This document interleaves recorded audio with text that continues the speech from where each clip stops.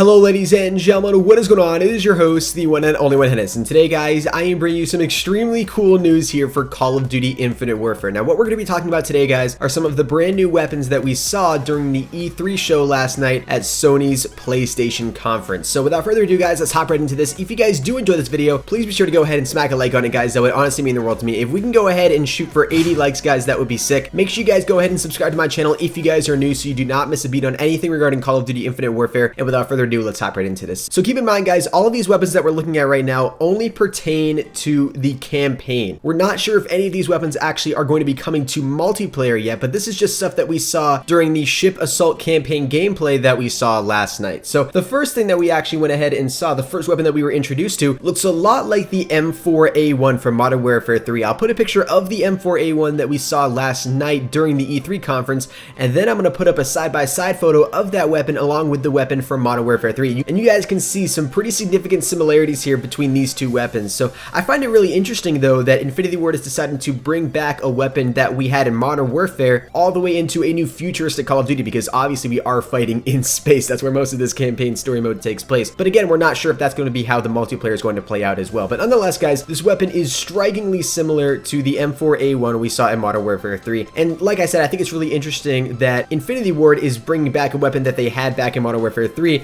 into a futuristic Call of Duty. And I think that's a really good move by them, honestly, because I think a lot of people would really get bored and exhausted with Infinite Warfare if all of the weapons that we shot were like EM1s from Advanced Warfare. You know, we don't want them all to be laser gun futuristics. We want them still to feel like guns that we've played with in previous Call of Duty. So I think that's a really good move by Infinity Ward on their part. Now another really quick little interesting side note I want to add in here, this doesn't actually pertain to any of the weapons, but it actually pertains to a tactical that we saw used in the story mode for this campaign for Infinite Warfare. You guys can see it's very similar to a tracking grenade. I'm gonna have a video of it up on screen here now for you guys, and it's a lot like what we saw back in Advanced Warfare, I believe. I didn't play the Advanced Warfare campaign, so I don't know if this was actually brought into Advanced Warfare, but I remember seeing this during the reveal trailer for the campaign, and it's where you throw up this grenade and it flies around, it's got little wings on it, and it goes and targets enemy players and sticks to them and explodes. So it's very similar to a Semtex, but much more OP, because you can throw it out and it targets people and kills them for you. So that's just something really interesting that I saw here using this gameplay. Let me know if that was actually something that was used in Advanced Warfare. I'll definitely be interested to hear if that was something that actually made it into the game, or if that was something that we only saw in the reveal trailer that never made it into the game, because then maybe we can make those same speculations here about Infinite Warfare. And then the next weapon that we're going to be looking at looks like an SMG. Now this weapon was used quite a bit during the campaign, and this is really the only other weapon that you guys are going to see aside from the M4A1 during this campaign story mode. But this weapon is used almost as a secondary, but also as an SMG as well. You can see Lieutenant Reyes, who is the person that we're actually looking through the perspective of during this campaign story mode, bring out this weapon in close quarters combat situations, which would make sense, because if it is sort of acting as that SMG pistol type weapon, then using it in close quarters is what's going to make it most effective. Now just as another quick little side note, you guys can actually see when Lieutenant Reyes is using this SMG, he also pulls out something that appear to be anti-gravity grenades, which are really cool. You guys will see him throw this at a group of enemies, and all of a sudden they just pretty much get knocked out, I think, and then they just start floating in the air, which is really cool. So that's obviously a really powerful tactical that can be used here in this gameplay. And if the multiplayer for Infinite Warfare does end up taking place in space, then I think anti-gravity grenades are going to be something that's going to be really popular throughout this game. And my only worry is that it may become something that's going to be really spammy and maybe even more annoying than the EMP grenades that we all got really annoyed by back in Black Ops 2, and even a little bit here in Black Ops 3. Now you guys can see also Lieutenant Reyes, when he pulls out this SMG, he also pulls out a Riot Shield. Now this is another weapon that I want to talk about here. It's not really a weapon in the traditional sense that we're used to talking about it, but it is used offensively here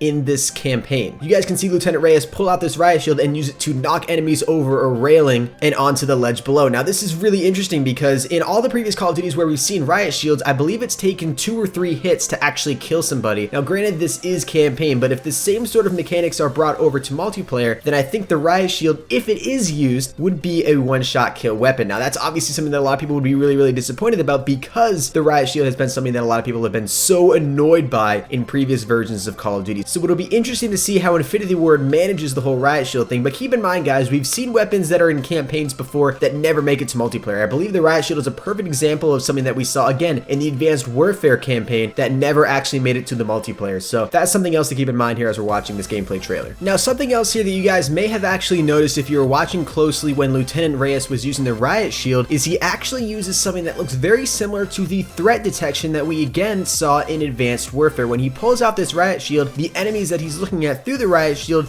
get outlined in red. Again, very similar to the threat detection that we saw in Advanced Warfare. Now, I don't know if this is going to be some sort of perk that we only get when using the Riot Shield, or if it's going to be some sort of score streak like what we saw in Advanced Warfare, or maybe when you use the Riot Shield, you're not even guaranteed to use this. Maybe this is going to be something very similar to, again, what we saw in Advanced Warfare, where you can put attachments on your score streaks in order to enhance their abilities. Now, again, the Riot Shield isn't a score streak, but I'm just trying to make some speculation here, trying to make some connections to see what would sort of make sense when using the Riot Shield here in this gameplay. So let me know what you guys think about that, though, down in the comment section below. I'll definitely be interested to hear what you guys have to say. But anyways, guys, those are all of the weapons that I wanted to talk about here in this gameplay. I know we really only covered 2 weapons, the M4A1 and that other SMG, and then we talked about some other tacticals and some abilities within this campaign story mode. But keep in mind, guys, this video is only 7 minutes long, so we weren't really given a whole lot, but this is some pretty good grounds to start on. Obviously, we have gotten a pretty good idea as to some of the weapons that we may see, and even though that we are playing any futuristic Call of Duty, we may still see some weapons that we all are familiar with in sort of modern day warfare. So let me know what you guys think about all these weapons down there in the comment section below. Hopefully you guys did enjoy. If you guys did, smack a like I said. If we could hit 80 likes, guys, that would be insane. Make sure you guys go ahead and subscribe to my channel if you guys are new. I'm on that road to 10,000 subscribers. And if you guys did go ahead and make it through this entire video, go ahead and comment down below